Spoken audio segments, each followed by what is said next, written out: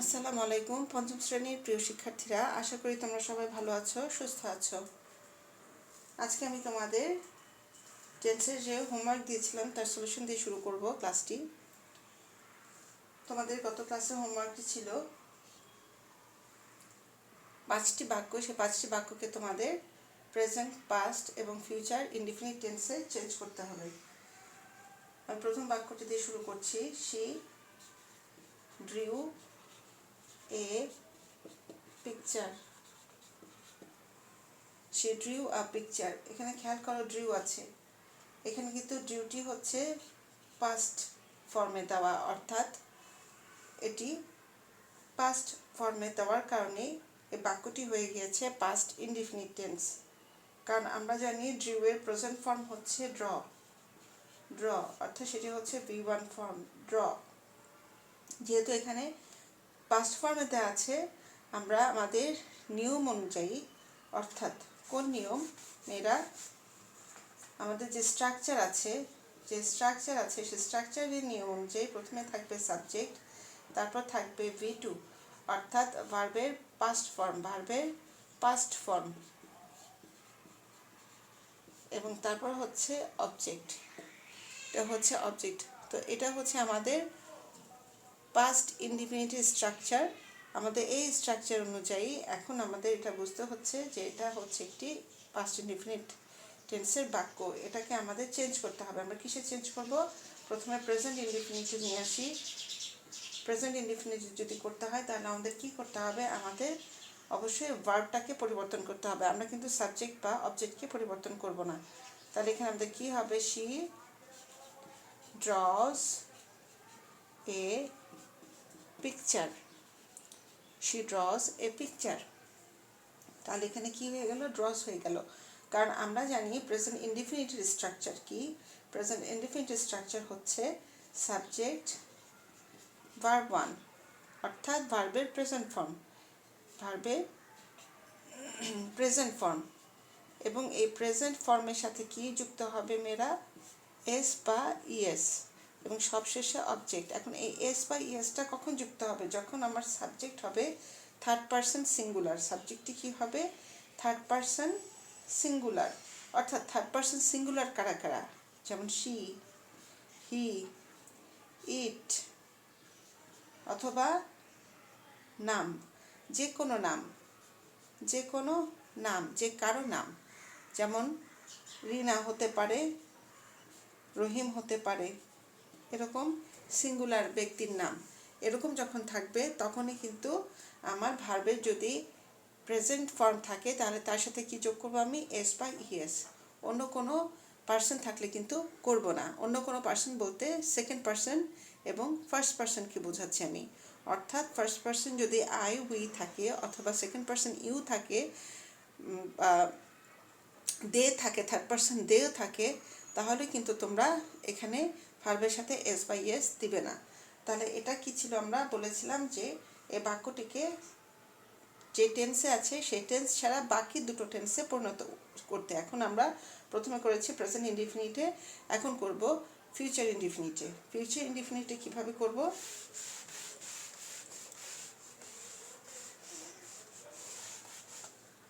Future ইনডিফিনিটে করতে হলে আমাদের এটা কি করতে হবে মেয়েরা?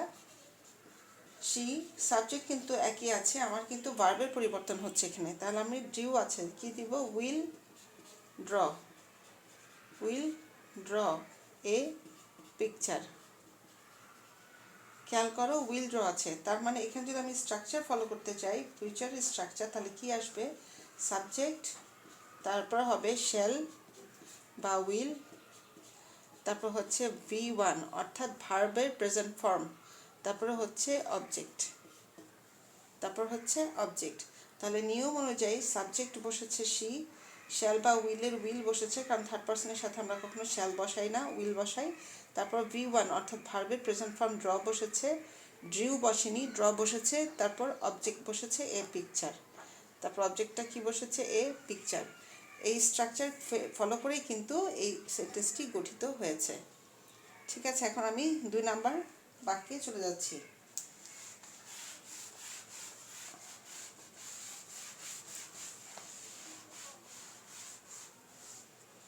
আমাদের 2 নাম্বার বাক্যটি ছিল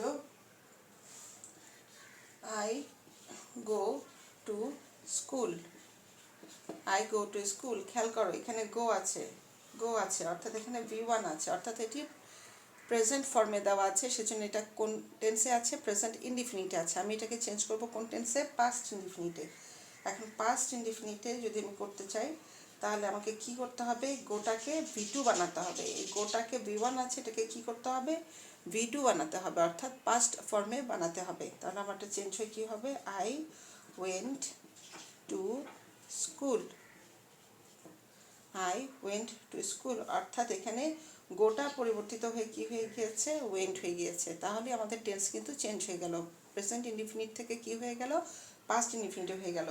এবার আমি ফিউচার ইনডিফিনিটে চলে যাই। এখন আমি যদি ফিউচার ইনডিফিনিটে করি তাহলে এটাকে কী করতে হবে? নিয়ম অনুযায়ী আমাদের কী আনতে হবে? সাবজেক্ট, তারপর শ্যাল বা উইল। আয়ের সাথে আমাদের শ্যাল দেওয়া যায়, তাই আমরা শ্যাল দিচ্ছি। আই শ্যাল, তারপর V1, ভার্বের V1, অর্থাৎ এখানে গো আছে, গোই থাকবে। I shall go to school.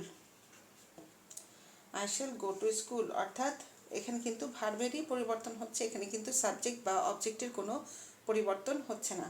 তাহলে এখানে হচ্ছে শ্যাল বা উইল এবং ভার্বের প্রেজেন্ট ফর্ম। এটা হচ্ছে আমাদের ফিউচার ইনডিফিনিটের স্ট্রাকচার অনুযায়ী লেখা সেন্টেন্সটি। এবং এভাবে আমরা কিন্তু যে টেন্সে দেওয়া আছে, অর্থাৎ বাক্যটি যে টেন্সে দেওয়া আছে সে টেন্সে পরিবর্তন না করে আমরা যে টেন্সে নেই, অর্থাৎ এটি প্রেজেন্ট ইনডিফিনিট আছে, আমরা এটিকে প্রেজেন্ট ইনডিফিনিটে করছি না, এটা না করে পাস্ট ইনডিফিনিট এবং ফিউচার ইনডিফিনিটে নিয়ে আসছি। ঠিক আছে, এবার আমি 3 নাম্বার বাক্যে চলে যাই।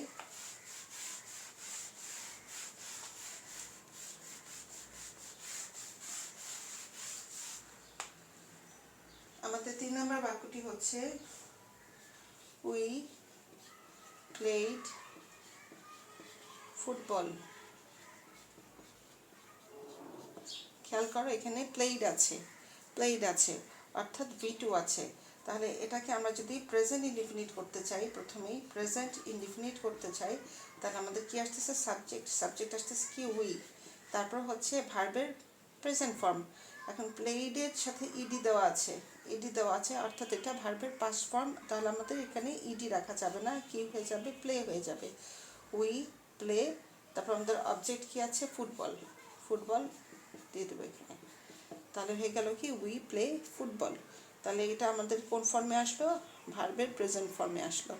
অর্থাৎ আমি কিন্তু আগেই বলেছি, আমরা কিন্তু সাবজেক্ট যদি ফার্স্ট পারসন আই উই থাকে, বা সেকেন্ড পারসন ইউ থাকে, বা থার্ড পারসন দে থাকে, তাহলে কিন্তু আমরা ভার্বের সাথে এস বা ইএস যোগ করব না, এবং সেজন্য কিন্তু আমরা প্লের সাথে কোনো এস বা ইএস যোগ করিনি। এর জন্য এখানে কিন্তু হয়েছে উই প্লে ফুটবল। এটি হচ্ছে প্রেজেন্ট ইনডিফিনিটের স্ট্রাকচার। এখন যদি ফিউচার ইনডিফিনিট বলি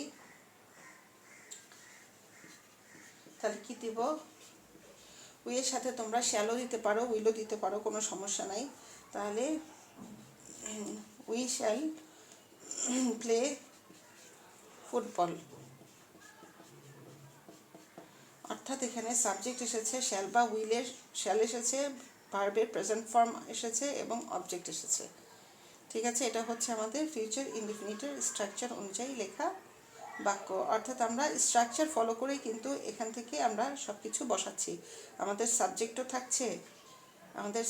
থাকছে, শ্যাল বা উইলের শ্যালও বসাচ্ছি, তারপর V1 বসাচ্ছি, অবশ্যই V1 আছে, এবং শেষে কি আছে? অবজেক্ট। অর্থাৎ আমরা এই স্ট্রাকচার ফলো করে কিন্তু আমরা এই সেন্টেন্সটি লিখেছি। আমরা কিন্তু বাইরের কোনো স্ট্রাকচার ফলো করিনি টেন্সের ক্ষেত্রে।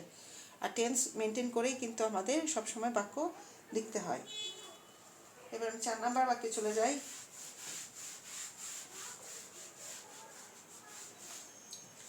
আমাদের 4 নাম্বার বাক্যটি হচ্ছে হি উইল ড্রাইভ হিজ কার। এখন একটা জিনিস খেয়াল করো, উইল ড্রাইভ আছে, তার মানে তোমাকে চিন্তা হবে এটি কোন টেন্সে আছে। এটি অবশ্যই এখন ফিউচার ইনডিফিনিটে আছে। তাহলে আমাকে আর ফিউচার ইনডিফিনিট আনতে হবে না, আমি এটিকে প্রেজেন্ট ইনডিফিনিট এবং পাস্ট ইনডিফিনিটে নিয়ে আসবো। তাহলে প্রেজেন্ট ইনডিফিনিট আনতে গেলে আমার কি থাকবে না? প্রেজেন্ট ইনডিফিনিটে উইল থাকবে না। ঠিক আছে, উইল থাকবে না। কিন্তু এখানে আমি কিন্তু ঠিকই V1 পেয়ে গিয়েছি। এখানে কিন্তু আমি সবসময় কিন্তু মডালসের পরে V1ই পাই, অর্থাৎ প্রেজেন্ট ফর্ম পাই।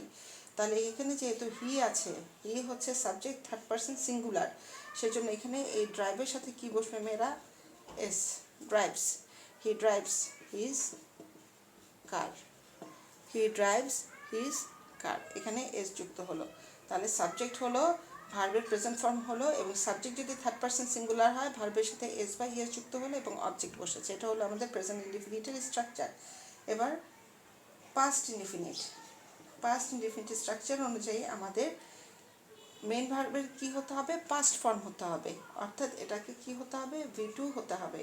তাহলে এখানে উইলও বসবে না, কিন্তু ভার্বের পাস্ট ফর্ম বসবে হি। ড্রাইভের পাস্ট ফর্ম কি মেয়েরা? Drove, DROVE, drove. He drove his car, he drove his car, অর্থাৎ এটা কিন্তু V2তে চলে আসছে। আর ভার্বের পাস্ট ফর্ম হলে কখনো কিন্তু সাবজেক্ট থার্ড পারসন সিঙ্গুলার হোক বা প্লুরাল হোক, এগুলোর ক্ষেত্রে কিন্তু কখনো এস বা ইএস যুক্ত হয় না। এস বা ইএস একমাত্র ইনডিফিনিটের ক্ষেত্রে তুমি প্রেজেন্ট ফর্ম যখন পাবে তখনই হবে। পাস্ট ফর্মে বা পাস্ট ইনডিফিনিটের ক্ষেত্রে কখনো এস বা ইএস যুক্ত হবে না, এটা ভার্বের পাস্ট ফর্মেই চেঞ্জ হবে। এবার আমরা 5 নম্বরে চলে যাই।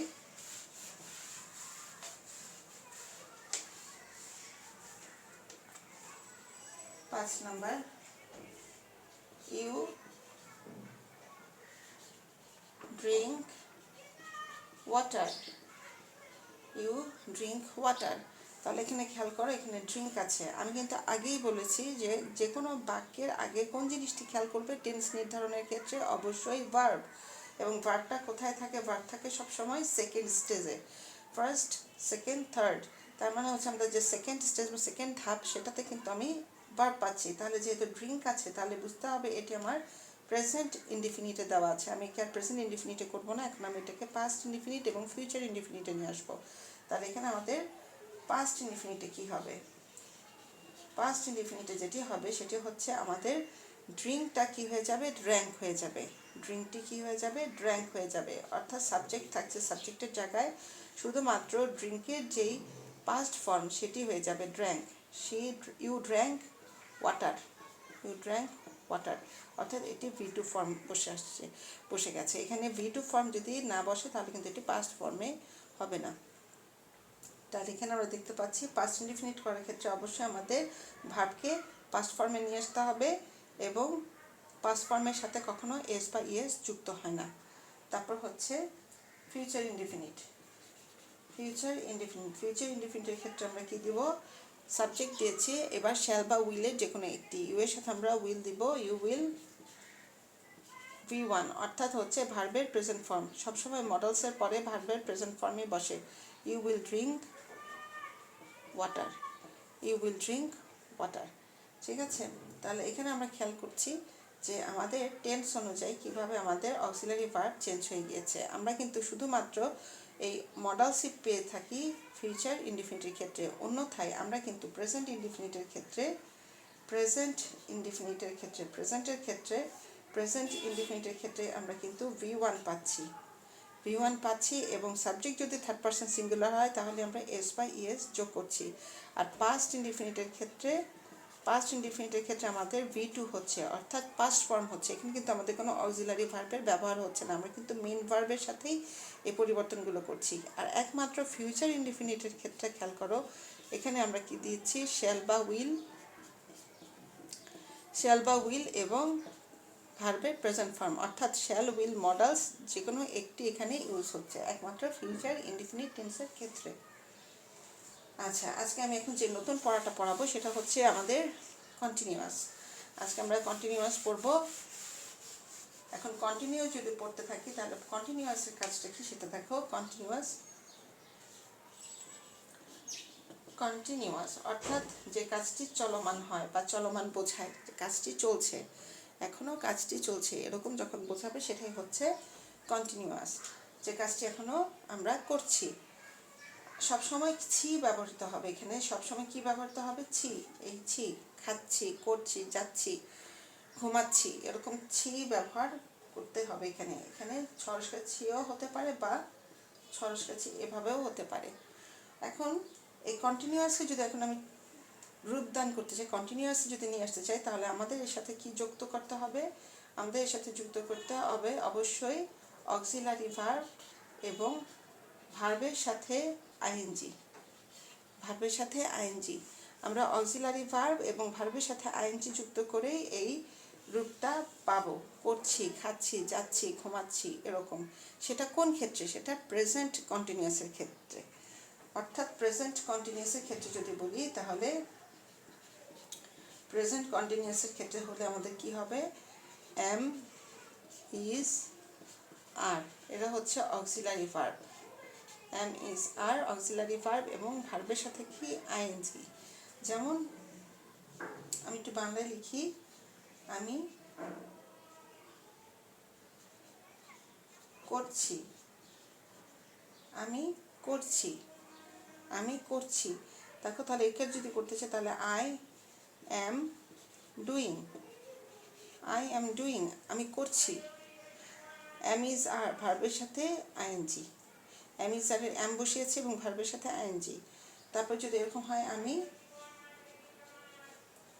খাচ্ছি, আমি খাচ্ছি, তাহলে এটা কি হবে? I am eating, I am eating. অর্থাৎ এখানে এম হচ্ছে এবং ভার্বের সাথে কি হচ্ছে? আইএনজি হচ্ছে। তাহলে আমি এখানে দেখাচ্ছি তোমাদের, যদি প্রেজেন্ট কন্টিনিউয়াস করতে চাও তাহলে এম ইজ আর এবং ভার্বের সাথে আইএনজি দিবে। যদি পাস্ট কন্টিনিউয়াস করতে চাও, যদি পাস্ট কন্টিনিউয়াস করতে চাও, তাহলে ওয়াজ, ওয়ার এবং ভার্বের সাথে কি দিবে? আইএনজি। ভার্বের সাথে আইএনজি, অর্থাৎ পাস্ট কন্টিনিউয়াস করতে হলে এটাকে আগে আমাদের কি বসাতে হবে? ওয়াজ, ওয়ার এবং ভার্বের সাথে আইএনজি। যেমন আমি করছিলাম, করছিলাম। সবসময় আমি বলেছি যে ল শব্দটি আসবে পাস্টের ক্ষেত্রে। আমি করছিলাম, তার কি হবে? I was doing, I was doing. আমি খাচ্ছিলাম, আমি খাচ্ছিলাম। দেখো ল এসছে, তাহলে কি হবে? I was eating.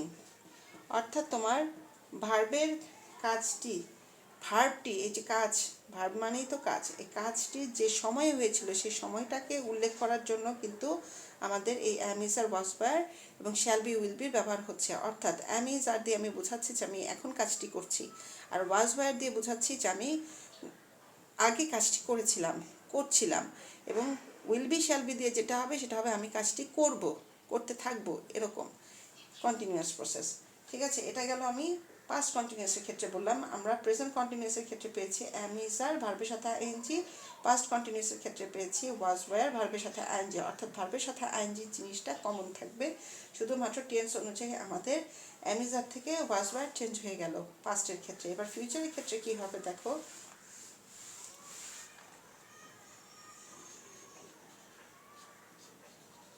Future কন্টিনিউয়াসে shall be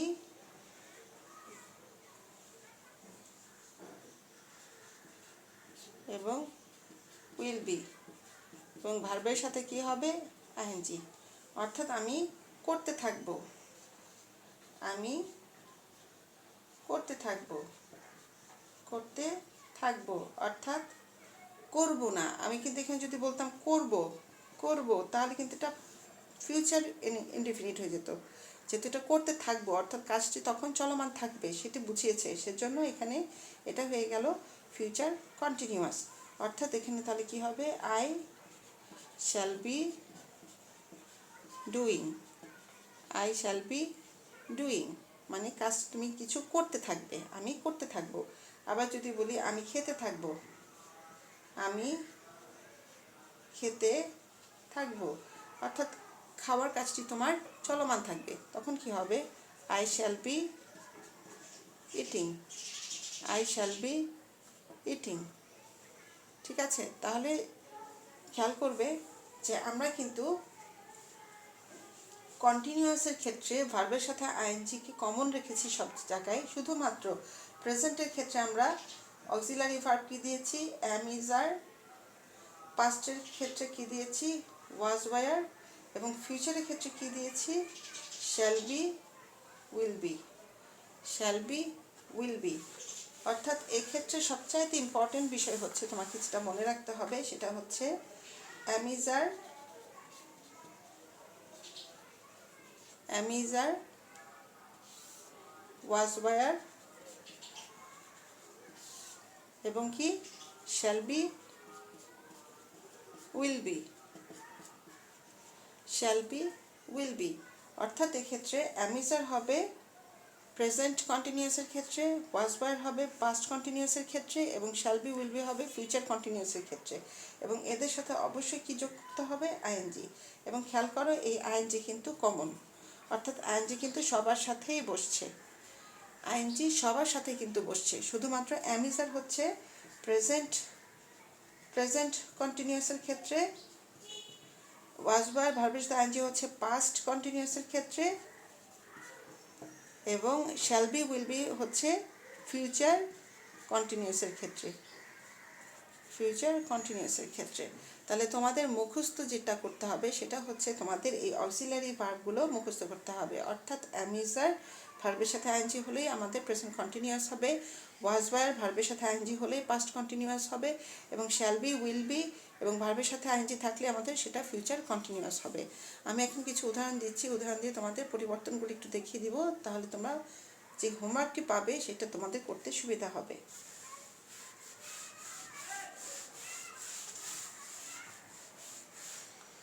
যেমন আই গো টু স্কুল, খেয়াল করো মেয়েরা, এটা কিন্তু যে বাক্যটি দেওয়া আছে এখানে কিন্তু তোমাকে কোনো কন্টিনিউয়াসের ফর্মই দেওয়া নেই। অর্থাৎ এটা কিন্তু ভাবটি খেয়াল করো গোতে আছে, অর্থাৎ এটি কিন্তু প্রেজেন্ট ইনডিফিনিট দেওয়া আছে। তোমাকে এখানে বলা হলো তুমি কন্টিনিউয়াসে চেঞ্জ করো, তুমি তিনটি কন্টিনিউয়াসেই চেঞ্জ করবে, অর্থাৎ প্রেজেন্ট কন্টিনিউয়াসও চেঞ্জ করবে, পাস্ট কন্টিনিউয়াসও চেঞ্জ করবে, ফিউচার কন্টিনিউয়াসও চেঞ্জ করবে। তাহলে আমি যদি প্রেজেন্ট কন্টিনিউয়াস এটাকে চেঞ্জ করতে চাই তাহলে আমাকে কী করতে হবে, আমরা জানি নিয়ম অনুযায়ী কী বসবে মেয়েরা, সাবজেক্ট, সাবজেক্ট, সাবজেক্ট। তাহলে আমি সাবজেক্ট আগে বসাই আই, তারপর কি বসবে, অক্সিলারি ভার্ব। প্রেজেন্ট কন্টিনিউয়াসের অক্সিলারি ভার্বগুলো কী কী মেয়েরা, M, is, R.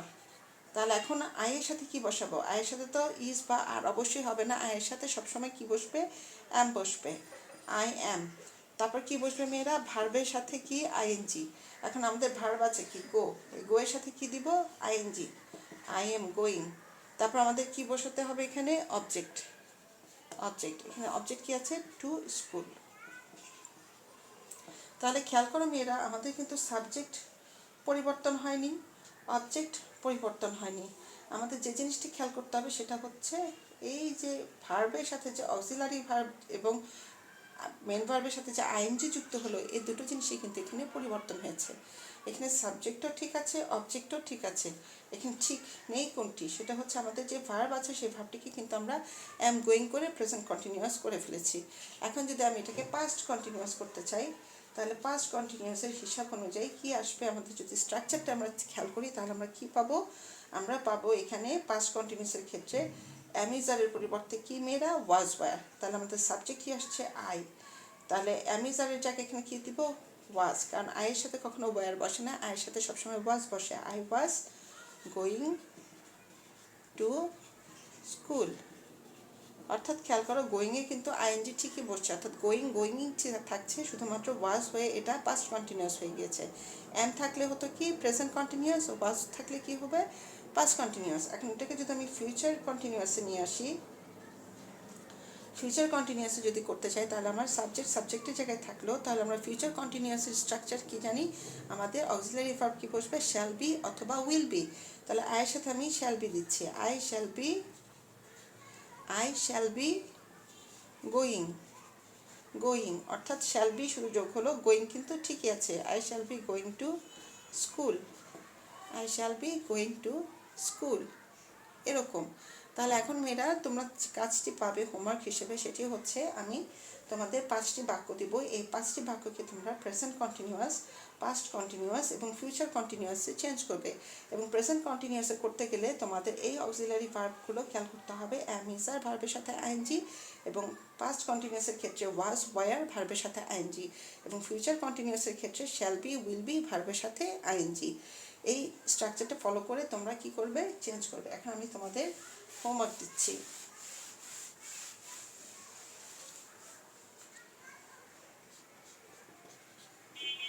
Change into continuous. Change into continuous tense. এখন তুমি সেটা কোন কন্টিনিউস করবা, প্রেজেন্ট, পাস্ট এবং ফিউচার। নাম্বার 1 খুব সোজা শুধু দিব, যেমন he reads a book,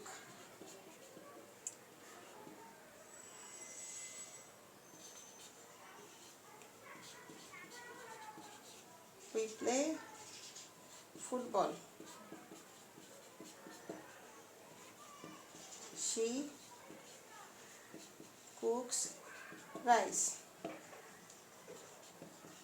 I write a letter, you help the man। তো মেয়েরা এই 5টি বাক্যকে তোমরা প্রেজেন্ট কন্টিনিউয়াস, পাস্ট কন্টিনিউয়াস এবং ফিউচার কন্টিনিউয়াস করে 15টি বাক্য করবে, ঠিক আছে? অর্থাৎ এই একটি যে বাক্য আছে এখান থেকে তোমরা 3টি ফর্ম বের করবে, প্রেজেন্ট কন্টিনিউয়াস, পাস্ট কন্টিনিউয়াস এবং ফিউচার কন্টিনিউয়াস, 3টি ফর্ম বের করবে। তো এভাবে তোমরা 3টি করে যদি বের করো তাহলে 15টি বাক্য এখানে আসবে। এটা হচ্ছে তোমাদের হোমওয়ার্ক। আমি আমার পরবর্তী ক্লাসে তোমাদের এই হোমওয়ার্কের সলিউশন দিয়ে দিব। তো সবাই ভালো থাকবে, সুস্থ থাকবে, সে শুভকামনা জানিয়ে শেষ করছি। আসসালামু আলাইকুম, আল্লাহ হাফেজ।